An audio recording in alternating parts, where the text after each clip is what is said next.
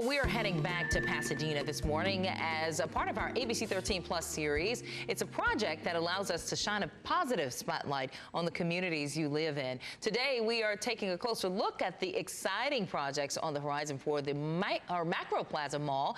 Businesses there have declined over the years, but recently a new owner purchased the property and has big plans for the property. With plans to pour $20 million into the project, they're hoping to bring the area back to life and great shopping choices there to the area.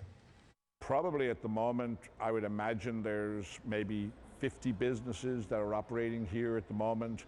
When the mall is fully rehabbed, there will probably be several hundred businesses that will be operating here, providing a much broader breadth of services there to families and communities in the area. Well, that is some good news for the community. They do expect to start the massive overhaul toward the end of this year, and it's expected to last over a 5-year period. To see some of those plans they have for the property, check out abc13.com/plus.